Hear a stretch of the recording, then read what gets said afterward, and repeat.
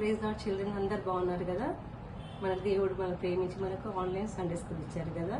మరి మీరందరూ ఇప్పుడు సండే స్కూల్లో కూర్చొని ఉన్నారని అనుకుంటున్నాను. మనము మన సండే స్కూల్ని ప్రార్థనతో ప్రారంభించుకుందాం. ఎక్కడున్నా సరే మీరు మోకాలు ఉండండి, చేతులు జోడించండి, కళ్ళు మూసుకోండి, ప్రార్థించుకుందాం. ప్రేమ స్వరూపివైన సజీవమైన నమ్మకమైన బలమైన మా పరలోక తండ్రి, మా ప్రభును రక్షకుడునైన యేసుక్రీస్తు వారి అతి పరిశుద్ధ నామంలో ఘనమైన నామంలో మీ సన్నిధి రాగంట ప్రభావ, మీ ఇచ్చే కృప కొరకే వందనాలు తండ్రి. మమ్మల్ని ప్రేమించి మీరు రక్షించారు, మీ వందనాలు ప్రభావ. మాకు ఇచ్చిన ఆన్లైన్ సండే స్కూల్ కొరకే వందనాలు తండ్రి. మరి తీసుకొచ్చిన పిల్లలందరి కొరకే వందనాలు ప్రభావ. ఎవరైతే ఆన్లైన్ సండే స్కూల్ చూస్తున్న వారిని బట్టి వందనాలు తండ్రి. మరి పిల్లలు భయభక్తులు కూర్చొని సహాయం చేయండి తండ్రి. పాటలు కృపను దయచేయండి. మీ యొక్క పరిశుద్ధాత్మ చేత నడిపించవలసిందిగా ప్రార్థిస్తున్నాను ప్రభావ. నన్ను మీ రక్తంతో కడిగి పవిత్రపరచండి. పరిశుద్ధమైన పాత్రల మటుకే నన్ను వాడుకుంటూ రావాల్సిందిగా ప్రార్థిస్తున్నాను తండ్రి. తన పిల్లలకు వినే చెవులు గ్రహించిన హృదయాన్ని దయచేయండి. ఈ సమయం ఇతరులకు దీర్ఘం చేయమని యేసయ్య నామములో స్తుతించి ప్రార్థించి వేడుచున్నాం మా తండ్రి, ఆమేన్. ఇప్పుడు మనం కొన్ని పాటలు పాడుకుందాము.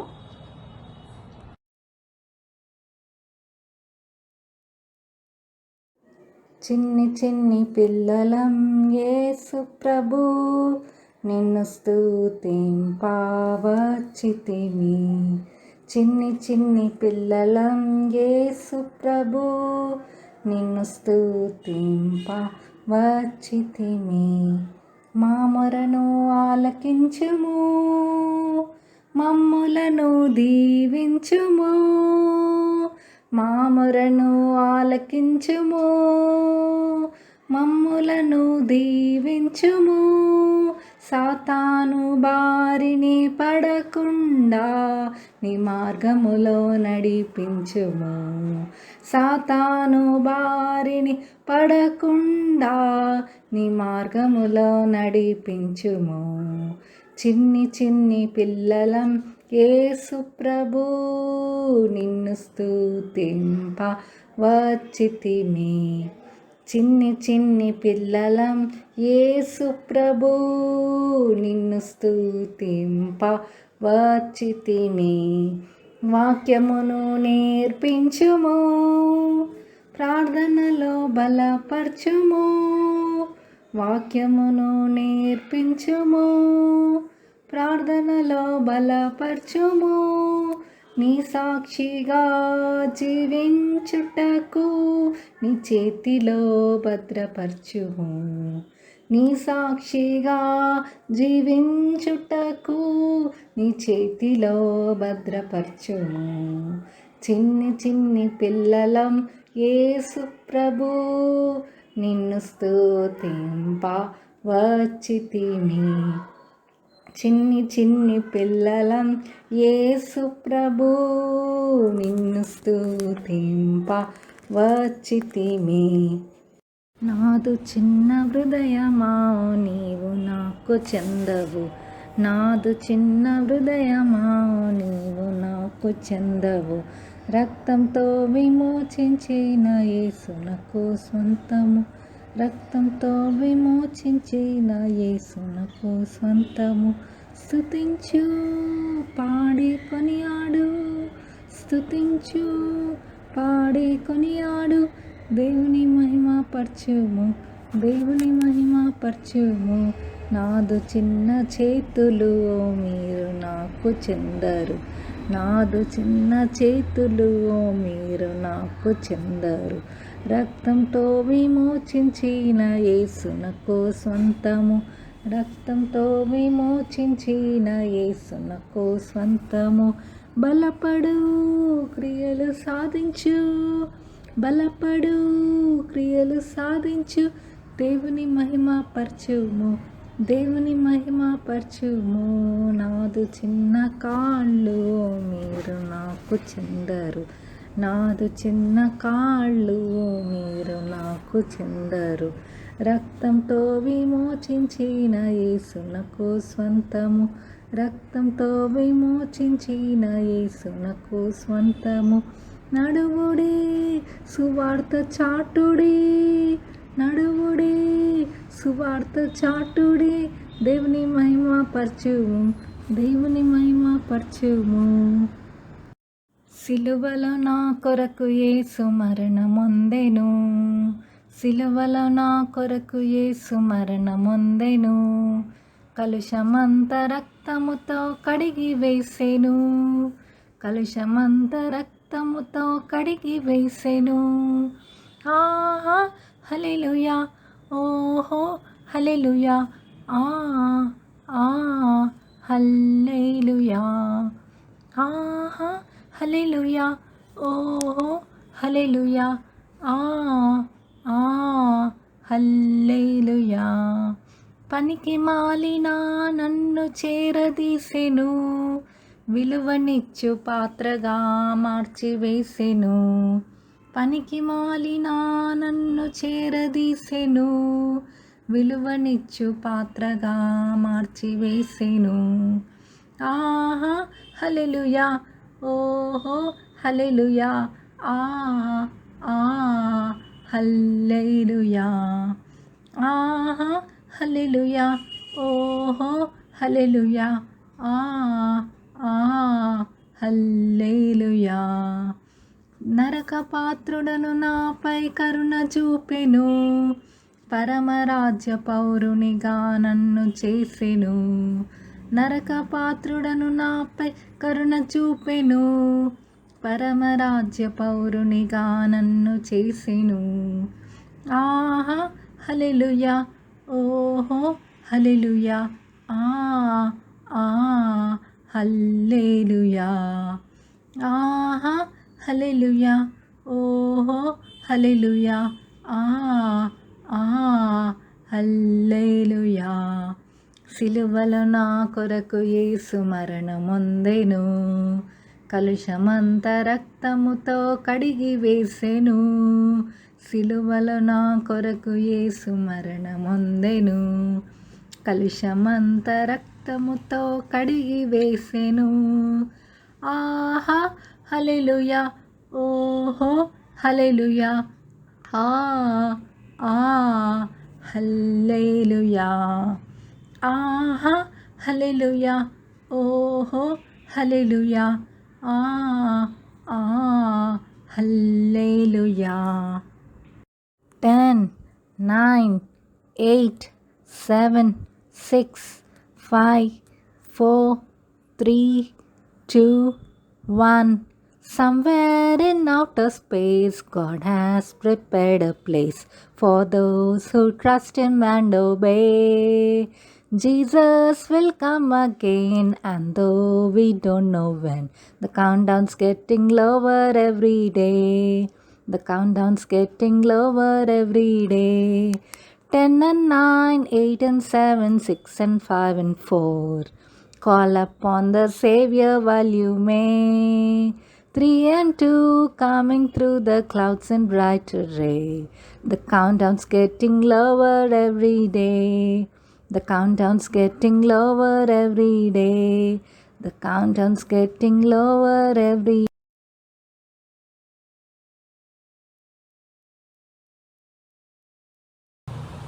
మనం ఇప్పుడు పిల్లలు బైబిల్ నుండి ఒక లెసన్ నేర్చుకుందాము. దానికంటే ముందు మనము మెమరీ వర్స్ నేర్చుకుందామా. మీరు అందరు బైబిల్స్ ఓపెన్ చేయండి. గలతీలకు రాసిన పత్రిక 5వ అధ్యాయము 22వ వచనం. గలేషియన్స్ 5:22-23 ఇంగ్లీష్లో అయితే. గలతీలకు రాసిన పత్రిక 5వ అధ్యాయము 22వ వచనం. అయితే ఆత్మఫలమేమనగా ప్రేమ, సంతోషము, సమాధానము, దీర్ఘశాంతము, దయాళుత్వము, మంచితనము, విశ్వాసము, సాత్వికము, ఆశానిగ్రహము. ఇంగ్లీష్లో అయితే Galatians 5:22-23. But the fruit of the Spirit is love, joy, peace, long-suffering, gentleness, goodness, faith, meekness, temperance. Against such there is no law. ఇది మీ మెమరీ వర్స్, మీరు నేర్చుకోండి. ఈరోజు మనము బైబిల్ నుండి the fruit of the spirit ఈ యొక్క lesson మనము నేర్చుకుందాం. సరేనా?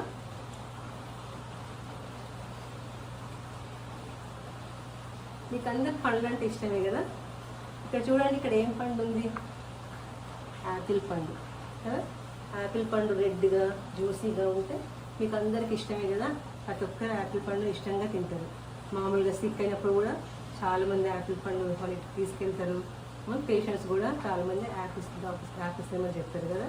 ఒక జనరల్ సేయింగ్ ఉంది కదా, and Apple A day keeps doctor away. దాని అర్థం ఏంటంటే రోజు ఒక యాపిల్ తింటే మన డాక్టర్ దగ్గరికి వెళ్ళాల్సిన పని లేదు. ఎందుకంటే యాపిల్ తింటే మనకంట ఎంతో శక్తి, బలము, ఇమ్యూనిటీ వస్తుందని అంటారు కదా. అయితే యాపిల్ పండును చాలామంది ఇష్టపడతారు. దేవుడు కూడా మనల్ని కూడా ఈ మంచి యాపిల్ వలె మంచి హ్యూమన్ బీయింగ్స్గా క్రియేట్ చేశారు. మనం కూడా మంచి యాపిల్స్ వలె అందరూ ఇష్టపడేలాగా జీవించాలని దేవుడు ఆశిస్తున్నాడు. అయితే కొన్నిసార్లు ఏమవుతాయంటే ఈ యాపిల్స్లో పురుగులన్నీ దూరి మనం కట్ చేసినప్పుడు ఏమవుతుంది, లోపల పురుగులు అంత బ్రౌనిష్గా అయిపోయి కుళ్ళిపోతాయి, రాటన్ యాపిల్స్లో అయిపోతాయి కదా. అయితే అట్లాంటి రాటన్ యాపిల్స్ ఎవరు ఇష్టపడరు, ఎవరు కొనుక్కోరు, ఎవరు తినరు. ఏం చేస్తాం మనం యాపిల్స్ అన్నింటినీ డస్ట్బిన్లో పడేస్తాం కదా. అయితే మరి అటువంటి వామ్స్ పోవడం వల్ల ఈ యాపిల్ లోపలికి యాపిల్ అంతా కుళ్ళిపోతుంది, రాటన్ అయిపోతుంది. అదే ప్రకారం మన జీవితంలో కూడా ఏమవుతుందంటే సిన్ఫుల్ వామ్స్, కొన్ని పాపపు పురుగులు ఉన్నాయంట. మళ్ళీ మన జీవితంలో ఉంటే మన జీవితాన్ని కూడా అదే విధంగా కుళ్ళిపోయేటట్టు రాటన్గా చేసి పాడు చేస్తాయంట. అయితే మనం చూసామా ఈ యాపిల్లో ఫస్ట్ సిన్ఫుల్ వామ్ హేట్రెడ్. చూసారా, హేట్రెడ్ అంటే ఏంటి, ద్వేషం కదా. ప్రావర్బ్స్ 10:12 ఏం రాస్తుందంటే హేట్రెడ్ సిరత్ ఆఫ్ స్ట్రైఫ్స్, అంటే పగ, కలహమును, రేపును. ఈ హేట్రెడ్ ఉంటే మనిషిలో ఏమవుతుందంటే పగ వస్తుంది. ఆ పగ వల్ల ఏమవుతుందంటే కలహం అంటే కొట్లాటలు పోట్లాడుకుంటారు కుటుంబాలలో, మళ్ళీ స్కూల్లో కానీ ఎక్కడున్నా కానీ. ఈ ద్వేషం ఉన్న మనుషులలో ఏముంటుందంటే ఎట్లా కొట్లాటలు చేయాలి, ఎట్లా పోట్లాడాలి, ఇతరుల పట్ల ద్వేషభావం కలిగి ఉంటుంది అన్నమాట. వాళ్ళంటే ఇష్టం ఉండదు. ఇటువంటి హేటెడ్ వల్ల కొంచెం డొమెస్టిక్ వాయిస్ అంటారు, ఇంట్లో కొట్లాడుతుంటారు, బయట కొట్లాడుతుంటారు, సొసైటీలో కొట్లాడుతూ ఉంటారు. ఈ హేటెడ్ అనే పురుగు వల్ల ఏమవుతుందంటే ఈ యాపిల్ పండు రాటన్ అయిపోయినట్లు, కులిపోయినట్లు మన జీవితంలో కూడా ఈ హేటెడ్ అనే పాపం వల్ల పగ, కలహమును, రేపును, ఈ హేటెడ్ మన జీవితంలో ఉన్నట్లయితే ఏమవుతుంది, కలహాలు, పోట్లాటలన్నీ వస్తుంటాయి అన్నమాట. కాబట్టి ఈ యొక్క పురుగు మన జీవితంలో ఉండకూడదు. ఉంటే ఈ విధంగా కలహాలు రేపేవాడిగా ఉంటాం. రెండో పురుగును చూద్దామా. రెండో పురుగును చూడండి, సెల్ఫిష్ యాంబిషన్. సెల్ఫిష్ యాంబిషన్ అంటే ఏంటి, స్వార్థపూరితమైన కోరికలు. కొంతమంది ఎట్లుంటారంటే ఇతరుల గురించి ఆలోచించరు, ఇతరుల గురించి పట్టించుకోరు, ఇతర బాగోగు చూడరు. ఇంతసేపు మా ఫ్యామిలీ, నేనే బాగుండాలి, అన్నీ నాకే కావాలి అని వారు సెల్ఫిష్గా ఉంటారు అనమాట. అన్నీ వాళ్ళ గురించి ఆలోచించుకుంటారు అనమాట. ఎంతసేపు స్వార్థపూరితమైన కోరికలు అనమాట. ఇతరుల గురించి పట్టించుకునే వారిగా ఉండరు. కొంతమంది ఆ విధంగా ఉంటారు. ఇటువంటి పురుగులు ఉండడం వల్ల కూడా మనకు చాలా నష్టం వస్తుంది. అయితే మనం మూడో పురుగును చూసుకుందామా. మూడో పురుగు ఏంటి, యాంగర్. చూడండి, మూడో పురుగు ఏంటి, యాంగర్. యాంగర్ అంటే ఏంటి, కోపం కదా. కోపం చాలా ప్రమాదకరమైంది.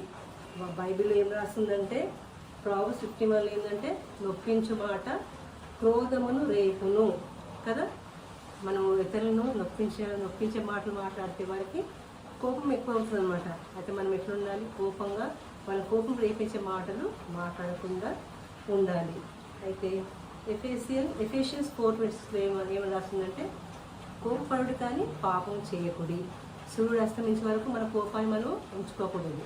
కాబట్టి మన కోపం రాకూడదు. ఒకవేళ వస్తే వెంటనే మనము పశ్చాత్తాపడి సూర్యుడు అస్తమించిన సన్సెట్ లోపల మనం ఆ పాపాన్ని ఒప్పుకోవాలి. అయితే ఈ కోపము చాలా భయంకరమైనది. ఏమవుతుందంటే కొంతమంది మామూలుగా వాళ్ళకు కావాల్సిన ఇవ్వకపోతే వాళ్ళకి కోపం వస్తుంది, వాళ్ళకు కావాల్సినవన్నీ దొరకకపోతే కోపం వస్తుంది. అయితే మామూలుగా చిన్నపిల్లల కోపం ఎందుకు వస్తుంది, వాళ్ళకి కావాల్సిన మమ్మీ డాడీ ఇవ్వకపోతే వాళ్ళకు చాలా కోపం వస్తుంది. సాధారణంగా toddlers 3 to 5 years age group వాళ్ళు ఏం చేస్తారు, టెంపర్ ట్యాంట్రమ్స్ అంటారు కదా. పిల్లలు ఏం చేస్తారంటే ఒకవేళ ఐస్ క్రీమ్ బండి వెళ్తుంది అనుకోండి, మమ్మీ నాకు ఐస్ క్రీమ్ కావాలి అంటారు. వాళ్ళ మమ్మీ ఏమంటుంది, ఐస్ క్రీమ్ తింటే గొంతు నొప్పి వస్తుంది, జ్వరం వస్తుంది, సిక్ అయిపోతూ వాళ్ళు స్కూల్కి వెళ్ళలేవు అంటారు కదా. అయితే వాళ్ళు ఏం చేస్తారు, కింద పడి కాలు చేతులు కొట్టుకుంటూ దొరలాడి ఏడుస్తారు.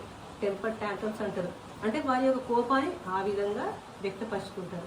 పెద్దవాళ్ళు అయితే ఏం చేస్తారు, కొంచెం పెద్ద పిల్లలు అయితే ఈ మధ్యలో సెల్ ఫోన్స్ ప్రతి ఒక్కరికి ఉన్నాయి కదా. అప్పుడు ఆన్లైన్ స్కూల్ ఉండేది, ప్రతి ఒక్కరికి సెల్ ఫోన్ అవసరం ఉండింది. అయితే ఆ సెల్ ఫోన్లో వాళ్ళు లేకపోతే ఇంకా వేరే గ్యాడ్జెట్స్ ఉంటాయి కదా, ఐప్యాడ్స్ అని అట్లాంటి వాటిలలో వాళ్ళు ఆన్లైన్ స్కూల్ ఇస్తాను చూసేవారు.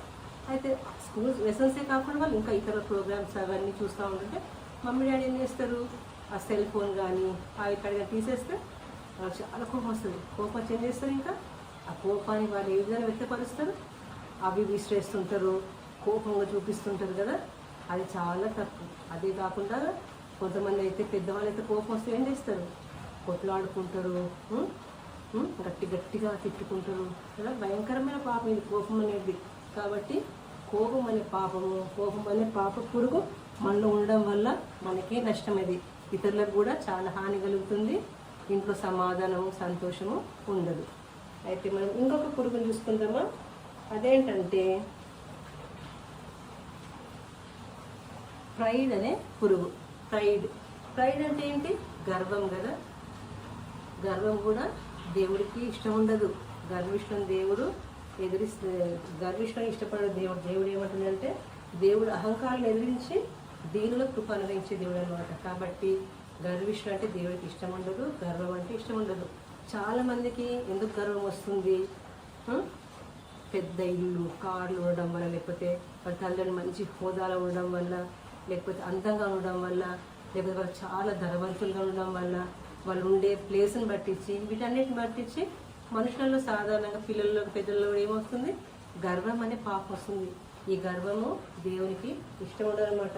ఈ గర్వం ఏమవుతుందంటే, గర్వం వల్ల మనకు అవమానం కలుగుతుంది. రెండోదిగా నాశనం ముందు గర్వం నడుస్తుంది. కాబట్టి ఎప్పుడైతే మన జీవితాల్లో గర్వం ఉంటుందో దాని అర్థం మనం ముందే తెలుసుకోవాలి. నేను నాశనాన్ని వైపు నడుస్తున్నాను అనేసి తెలుసుకోవాలి. కాబట్టి గర్వం అనే పురుగు, గర్వం అనే పాపం మనలో ఉన్నట్లయితే మన జీవితం కూడా రాటన్ యాపిల్ లాగా అయిపోతుంది. కాబట్టి గర్వం అనే పాపం మనలో ఉండకూడదు. ఇంకో పాపం చూద్దామా, లస్ట్ అనే పాపం ఉంది కదా. ఈ లస్ట్ ఏంటి, మొదటి యోహాను 2:16 రాసింది కదా. For all that is in the world the lust of the flesh, lust of the ice, the pride of life. ఏముంది లోకంలో, శరీరాశ, నేత్రాశ, జీవబ్రహ్మము.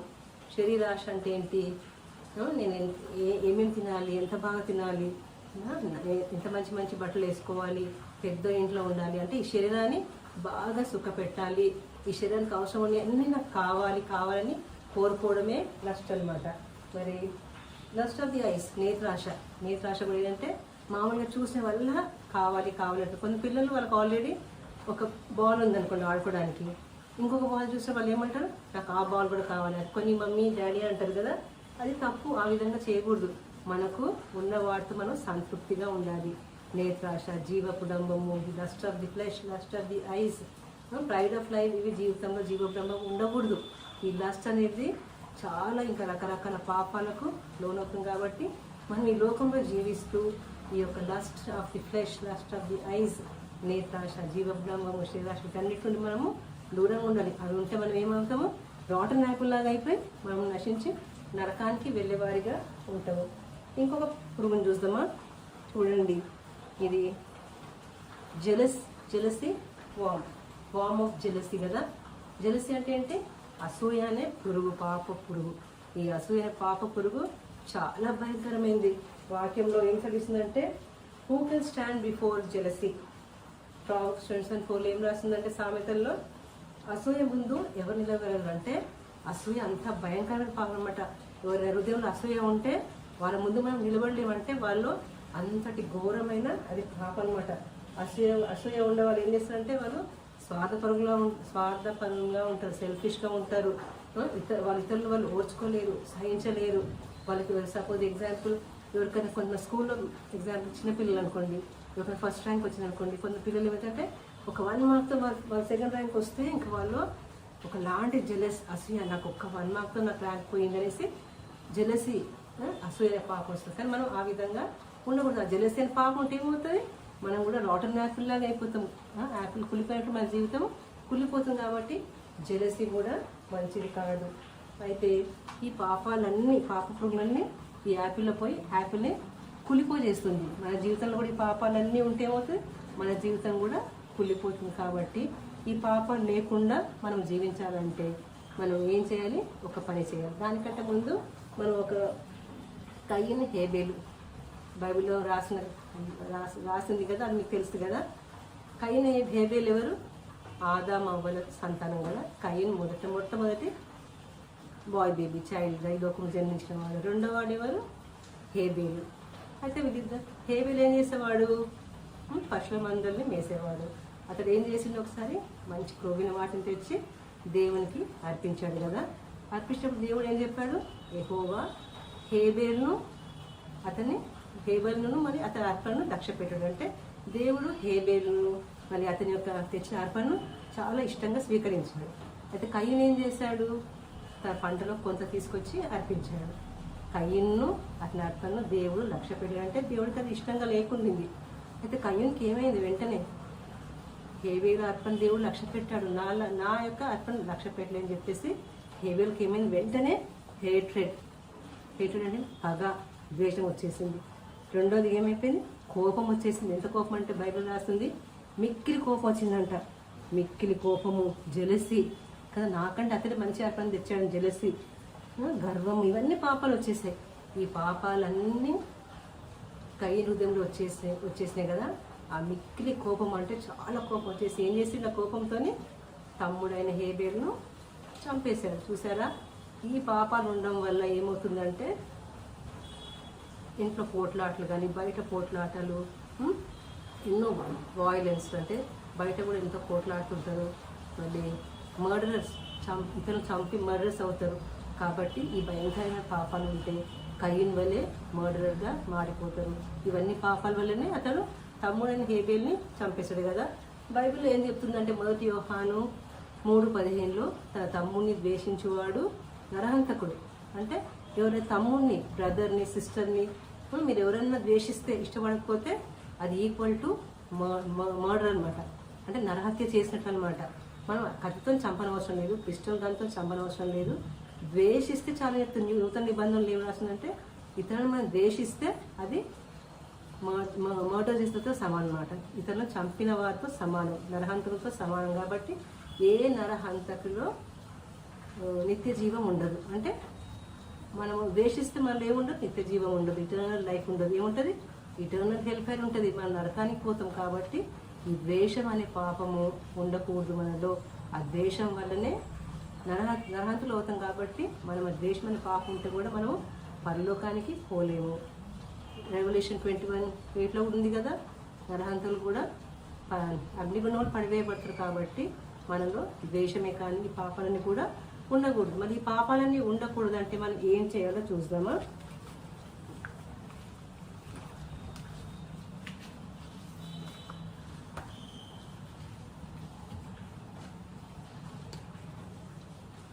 ఇక్కడ చూసారా? ఇక్కడ ఏం కనబడుతుంది నీకు? క్రాస్ కనబడుతుంది కదా. అక్కడ జీసస్ క్రైస్ట్ అని రాసింది కదా. దేవుడు మనల్ని అందరినీ ప్రేమించాడంట, లోకాన్ని ప్రేమించాడు. ఏం చేశాడు? తను ఒక్కగానొక కుమారుని ఈ లోకానికి పంపించాడు. ఎందుకు పంపించాడు?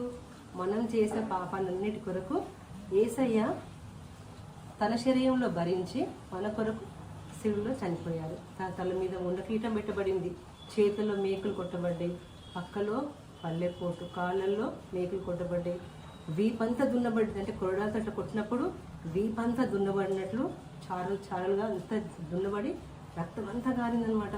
పవిత్రమైన పరిశుద్ధమైన రక్తము మన కొరకు కార్చాడు. యేసయ్య ఏ పాపం చేయలేదు.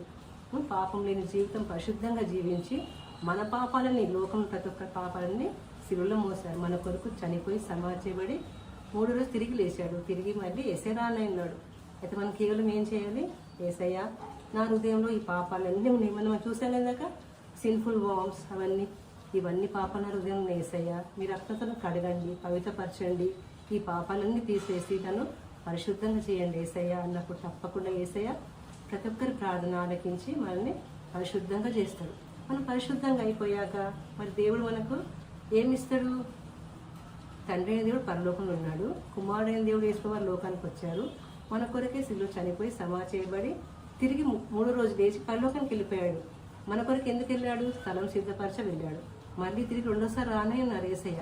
అయితే మళ్ళీ మనకు ఆదరణకర్తగా పరిశుద్ధాత్మ దేవుడిని మన ఉదయంలో నివసించడానికి, మనల్ని నడిపించడానికి, మనకు అన్నీ ఇవ్వడానికి, ఆత్మీయ ఆశీర్వాదాలు ఇవ్వడానికి పరిశుద్ధాత్మ దేవుడిని మనకు పంపించారు. అయితే ఎవరైతే యేసుప్రభువుని ఎందుకు విశ్వాసం ఉంచుతారో వారి ఉదయంలో ఎవరు ఉంటారు? పరిశుద్ధాత్మ దేవుడు ఉండి ఆత్మఫలం అనే ఫలాన్ని మనకు దేవుడు దయచేస్తాడు.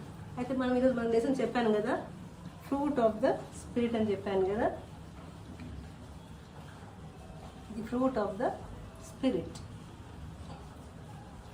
మళ్ళీ యేసుపైన విశ్వాసం ఉంచినప్పుడు మనకేమి ఇస్తారు? ఫ్రూట్ ఆఫ్ ది స్పిరిట్ అంటే ఆత్మఫలము ఇస్తారు.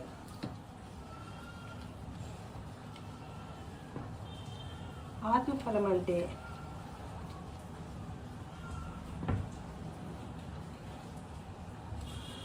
చూడండి, ఇక్కడ ఏముంది? ఆరెంజ్ ఉంది కదా. ఆరెంజ్ ఒక్కటే ఫ్రూట్ లాగా ఉంది కదా. అయితే ఆరెంజ్ మనం ఓపెన్ చేస్తే ఏముంటాయి లోపటంతా? జ్యూసీ పల్ప్స్, జ్యూసీ సాక్స్ ఉంటాయి కదా, సాక్స్ లాగా ఉంటాయి కదా, ఎన్నో డిఫరెంట్ సాక్స్ లాగా ఉంటాయి కదా. ఆ సాక్స్ అన్ని మళ్ళీ మనకి క్లోజ్ చేస్తే ఒకటే పండు అవుతుంది. కాబట్టి ఆత్మఫలాలు కాదు, ఆత్మఫలము, ఫ్రూట్ ఆఫ్ ద స్పిరిట్. అయితే ఒకటే పండు కానీ లోపల ఈ తొనలు ఉన్నాయి కదా. ఆ విధంగా అన్ని రకాల మంచి లక్షణాలు, మంచి గుణాలు మనకు పరిశుద్ధాత్మ దేవుడు మనకు అనుగ్రహిస్తాడు. అయితే మనం ఒక్కొక్కటి మనం చూసుకుందామా ఏమేమి ఉంటాయో. మొట్టమొదటి మనకు దేవుడు ఏమి ఇస్తాడంటే లవ్, ప్రేమ ఇస్తాడనమాట. దేవుడు ప్రేమ స్వరూపి. గాడ్ ఈజ్ లవ్ కదా. God is love. దేవుడు మనల్ని ప్రేమించి తన ఏకైక కుమారుని ఇచ్చాడు కాబట్టి ఆ యొక్క ప్రేమని మనలో కూడా యేసయ్య ఉంచుతాడు. యేసయ్య మన దేవులో ప్రేమ ఉంచినప్పుడు మనం ఇతరుల్ని ప్రేమిస్తాం. మనలో ఏమైపోతుంది?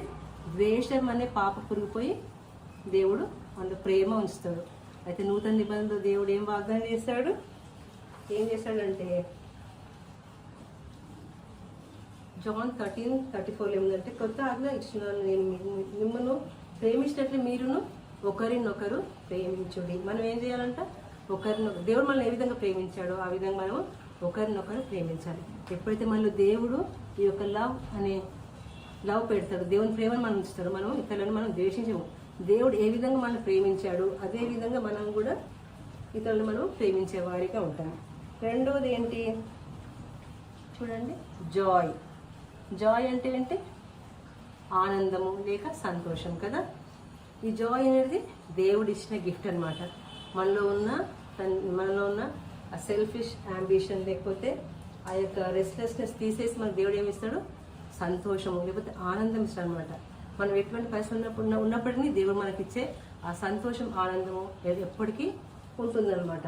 అయితే మామూలుగా happiness occurs because of happenings అంటారు కదా. మామూలుగా ఏదైనా మంచి పార్టీ జరిగితే లేకపోతే ఇంకా సంతోషమైన ఏమైనా జరిగితే అట్లాంటి వాటికి కొంచెంసేపు మనం హ్యాపీగా ఉంటాం. ఒకవేళ పిక్నిక్ వెళ్తే లేకపోతే మన బంధువులు వస్తే కొద్దిసేపు హ్యాపీగా ఉంటాం, తర్వాత హ్యాపీనెస్ పోతుంది. అటువంటి హ్యాపీనెస్ కాదు, దేవుడు ఇచ్చే సంతోషం లేకపోతే ఆనందం అది ఎప్పటికీ ఉండే ఆనందం మన హృదయంలో. ఎటువంటి పరిస్థితి మనం ఉన్నప్పటికీ దేవుడు మనకు ఆ ఆనందాన్ని మన హృదయంలో ఉంచుతాడు. నెహెమ్యా 8:10 ఏం రాస్తుందంటే, యెహోవా యందు ఆనందించడం వల్ల మనము బలం పొందగలరు కదా. దేవుని యందు మనం ఆనందిస్తే ఏమవుతుంది? మనకు బలం వస్తుంది అనమాట. మరి దేవుని యందు ఏ విధంగా ఆనందించాలి? దేవుని వాక్యం చదువుకోవాలి, ప్రార్థన చేయాలి, సండే స్కూల్కి వెళ్ళాలి, మందిరానికి వెళ్ళాలి, దేవుని ప్రజలతో మనం సహవాసం చేయాలి. ఆ విధంగా ఉండడం వల్ల మన యొక్క సంతోషం, మన యొక్క ఆనందము ఇంకా రోజు రోజుకి ఎక్కువ అవుతుంది. మామూలుగా JOY ఉంది కదా, Jesus first. J for Jesus first, O అంటే అదర్స్ సెకండ్, Y అంటే యువర్ సెల్ఫ్ లాస్ట్. JOY. ఎప్పుడైతే మనం లాస్ట్కి పెట్టుకుంటామో అంటే మనం ఫస్ట్ దేవుని ప్రేమించే వారి ఉంటాము, ఇతరులను ప్రేమించే వారి ఉంటాము, లాస్ట్గా మన కొరకు ప్రార్థన కానీ మన విషయాలు మనం చూసుకునే వారికి ఉండాలి. అయితే ఇంకొకటి చూద్దామా. దేవుడు పరిశుద్ధాత్మ మనకి ఏమి ఇస్తారంటే పీస్ ఇస్తాడు. పీస్ అంటే ఏంటి? సమాధానం కదా. అయితే ఈ లోకంలో సమాధానం కోసం అందరు వెతుకుతా ఉన్నారనమాట. చాలామంది సమాధానం లేదు. ఎప్పుడైతే మన హృదయంలో యేసయ్య ఉంటాడో, పరిశుద్ధాత్మ దేవుడిగా ఉంటారో అప్పుడు మనకు సమాధానం ఉంటుంది. ఎప్పుడైతే ఆ సమాధానం మన హృదయంలో ఉంటుందో మనం ఇతరులతో పాటు ఇతరులకు అందరికీ మనం సమాధానం ఉంటాం వాళ్ళతో పాటు. చూసారు ఇక్కడ యేసుప్రభు వారు ఇక్కడ ఉన్నారు కదా, తండ్రి అయిన దేవుడు ఇక్కడ, మనమందరం ఇక్కడ ఉన్నాము.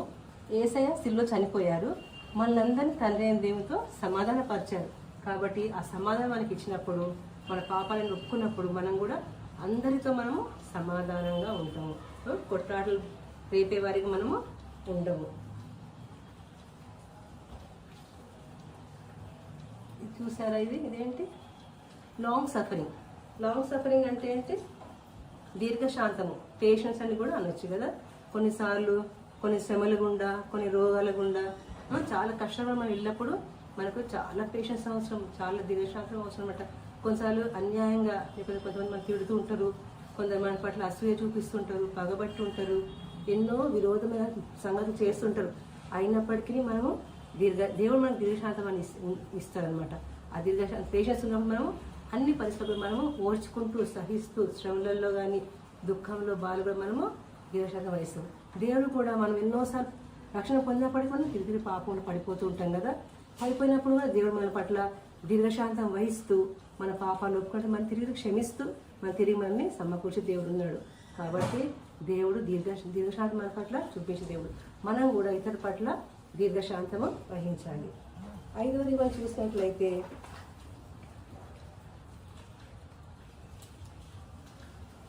జెంటిల్నెస్, దయాలుత్వం అన్నమాట. అంటే కైండ్ అని కూడా అనొచ్చు కదా. అయితే ఈ జెంటిల్నెస్ వల్ల మనం ఏమవుతుందంటే జెలసీ అనే ఫీలింగ్ పోతుంది. మనం ఇతరుల పట్ల కైండ్గా బిహేవ్ చేస్తాము, ఎంతో దయతో మాట్లాడతాము, దయగలిగి చూపిస్తాము, ఎంతో కైండ్గా మనము బిహేవ్ చేస్తాము. అయితే ఈ విధంగా జెంటిల్గా మైల్డ్గా ఉండడం వల్ల మనం పోట్లాటలు రేపే వారిగా ఉండము, అందరితో మనం సమాధానంగా ఉండగలుగుతాము. మరి ఇంకొకటి చూసినట్లయితే మంచితనం, గుడ్నెస్. ఈ గుడ్నెస్ అంటే ఏంటి? మంచితనం కదా. దేవుడు తన మంచితనాన్ని మన పట్ల కనపరుస్తూ వస్తున్నాడు. దేవుడు మంచితనం మనలో ఉన్నప్పుడు మనం కూడా ఆ యొక్క మంచితనం ఇతరుల పట్ల మనం కనపరిచేవారుగా ఉంటాము. ఇతరుల పట్ల మనము వెంటనే వాళ్ళు ఏమన్నా రియాక్ట్ అవ్వము, మనము మంచివారుగా బిహేవ్ చేసి వెంటనే మనము రియాక్ట్ అవ్వము, మన మంచితనాన్ని మనము చూపిస్తాము. దేవుడు మంచివాడు కాబట్టి మనం చెడ్డవారు అయినప్పటికీ తన యొక్క మంచితనం మన పట్ల చూపిస్తూనే ఉన్నాడు కదా. మనం కూడా ఆ విధంగా మంచితనాన్ని ఇతరులకు చూపించేవాడి ఉండాలి. ఇదేంటి? ఫెయిత్. ఫెయిత్ అంటే ఏంటి? విశ్వాసం కదా. విశ్వాసం అంటే ఏంటి? హీబ్రూస్ 11:1 ఏముంది? విశ్వాసం అనేది నిరీక్షింపబడు వాటి యొక్క నిజ స్వరూపంను అదృష్టమైన ఉన్న వాటకు రుజువునైనది. దీని అర్థం ఏంటంటే విశ్వాసం అంటే ఏంటంటే మనం నిరీక్షిస్తాం, వి హోప్ కదా, వి హోప్.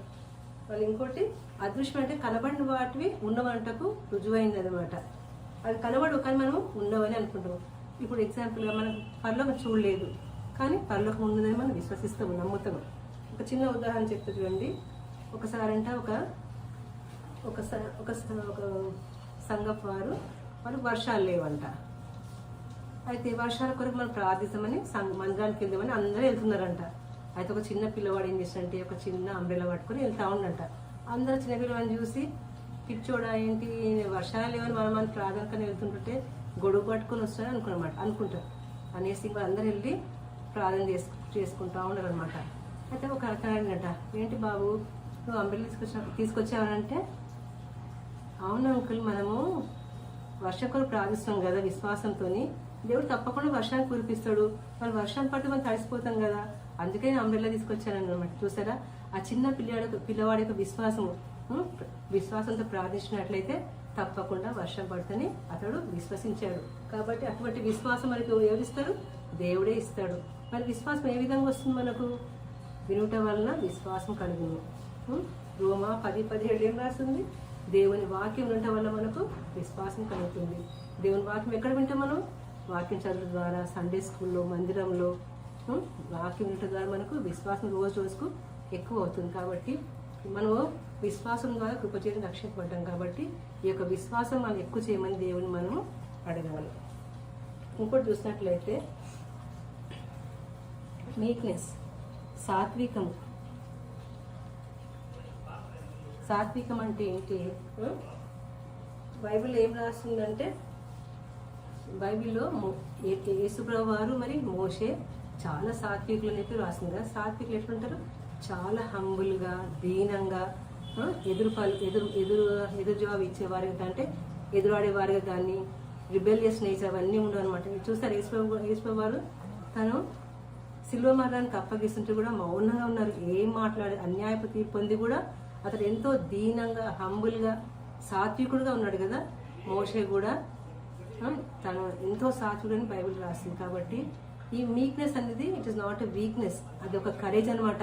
ఎదుటి వాళ్ళు మనల్ని హేళన చేసినప్పుడు, మనల్ని హింసించినప్పుడు, బాధ పెట్టినప్పుడు కూడా మనము ఎట్లుంటామంటే మనము ఎంతో మీక్నెస్ అంటే ఎంతో సాధువులుగా, అంటే లేకపోతే చాలా మైల్డ్గా, జెంటిల్గా మాట్లాడుతూ ఓర్చుకొని సహించే వారిగా మనం ఉంటాం. ఇంకోటి మనం చూసినట్లయితే టెంపరెన్స్. టెంపరెన్స్ అంటే ఏంటి? సెల్ఫ్ కంట్రోల్ కదా. టెంపరెన్స్ అంటే ఏంటి? Self control. టెంపరెన్స్ అంటే ఏంటి? Self control. సెల్ఫ్ కంట్రోల్ చాలా అవసరం అనమాట మనకి. ఎందుకంటే సెల్ఫ్ కంట్రోల్ ఉండడం వల్ల ఏమవుతుందంటే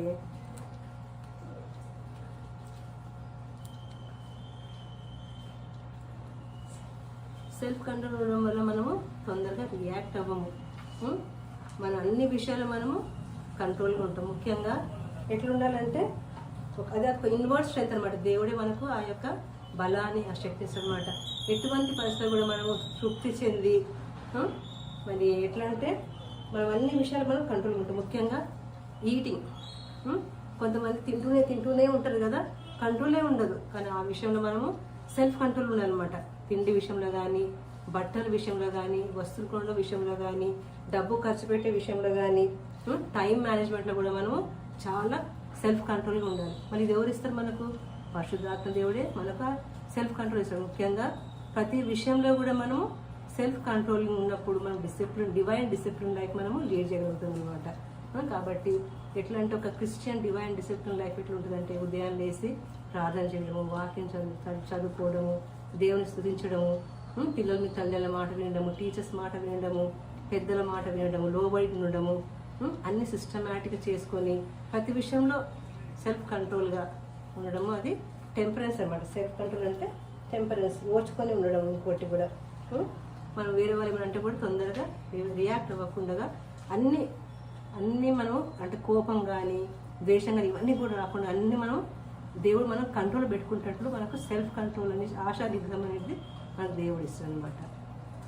చూసారా, మనం ఏసే దగ్గర వచ్చి మన పాపాలను ఒప్పుకున్నట్లయితే మన పాపాలన్నింటినీ ఇది చూసారు కదా, ఈ పురుగులన్నింటిగా పాప పురుగులన్నింటినీ క్షమించి వేసి, హేటెడ్ బదులు లవ్, మరి జెలసీ బదులు joy, peace, long suffering, gentleness, goodness, faith, meekness, temperance ఇవన్నీ మనకు అనుభవిస్తాయి అన్నమాట. ఇవన్నీ ఆత్మ ఫలము కదా, చెప్పాను కదా.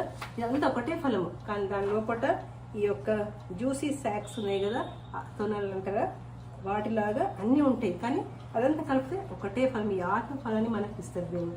అయితే ఈ ఆత్మ ఫలములో ఉన్న ఇవన్నీ మన గుణ లక్షణాలు మనలో ఉండాలి. ఎప్పుడు ఉంటాయి? దేవుని యొక్క పరిశుద్ధాత్మ మన హృదయంలో వచ్చాక, ఈ పాప పురుగులన్నీ పోయాక ఇవన్నీ మనలో ఉంటాయి. మనం రోజుకు ఎక్కువ అంటే మనం ఎట్లా ఉండాలి? బైబిల్ చదువుకోవాలి, వాక్యం ధ్యానించాలి, దేవుని యందు ఆనందించాలి. ఈ పాపపు లోకంలో జీవిస్తూ పాపం చేయకుండా ఉండడానికి దేవుని యొక్క సహాయం మనము కోరుకోవాలి. అయితే పిల్లలు, మరి మనం ఎవరి తెలుసు కదా, గలేషియన్స్ 5:22-23. తెలుగులో అయితే గలతీ రాసిన పత్రిక 5వ అధ్యాయము 22వ వచనం. అయితే మీరు ఏం చేయొచ్చు? ఒక హ్యాండ్ వర్క్ చేసుకోవచ్చు కదా, ఒక ఆరెంజ్ తినచ్చు, వాటిని ఓపెన్ చేసి ఇక్కడ అన్ని మీరు ఆత్మ ఫలము రాసుకోవచ్చు. ఇది లేకపోతే ఇట్లా కూడా చేసుకోవచ్చు. ఒక యాపిల్ని డ్రా చేసుకొని కలర్స్ వేసి దానిపైన అన్ని ఫ్రూట్ ఆఫ్ ద స్పిరిట్ మీరు అన్ని ఇట్లా love, joy, peace, long suffering, gentleness, goodness, faith, weakness, temperance ఇవన్నీ కూడా మీరు రాసుకొని పెట్టుకోవచ్చు.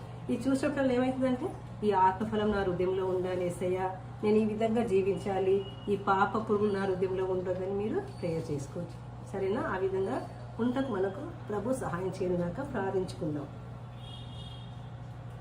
ప్రేమ స్వరూపమైన నమ్మకమైన యేసయ్యా, మరి ఒకసారి మీ సన్నిధికి వస్తున్నాం ప్రభా. ఇంతవరకు తండ్రి మరి ఫ్రూట్ ఆఫ్ ద స్పిరిట్ ఆత్మఫలం ద్వారా మీరు మాతో మాట్లాడుతూ వచ్చారు తండ్రి ప్రభు. మరి ఇంతవరకు రక్షణ లేని పిల్లలైతే మీ సన్నిధిలో మన పాపాలు ఒప్పుకొని రక్షణ పొందుకు సహాయం చేయండి తండ్రి. ఈ యొక్క ఆత్మఫలంతో ప్రతి ఒక్కరిని నింపండి ప్రభా. ఈ యొక్క ఆత్మఫలని మేము తండ్రి రోజు రోజు తండ్రి అభివృద్ధి చెందుటకు సహాయం చేయండి ప్రభా. మేము ఈ ఆత్మఫలము కలిగి ఉండి జీవించడానికి సహాయం చేయండి ప్రభా. మీ చిత్తపరంగా మమ్మల్ని నడిపించండి తండ్రి. మీకు మీ యొక్క కృపలో జ్ఞానంలో ఎదుటకు సహాయం చేయండి తండ్రి. తండ్రి ఈ యొక్క విత్తబడిన వాక్యాన్ని కట్టి ఫలింప చేయండి. మీరే మాకందరికి తోడుముల్ని నడిపించమని మా ప్రార్థనకు వందనాలు చెల్లిస్తూ యేసుక్రీస్తు వారి అతి పరిశుద్ధ నామములో స్తుతించి ప్రార్థించి వేడుచున్నాము తండ్రి. Amen. Praise the lord children.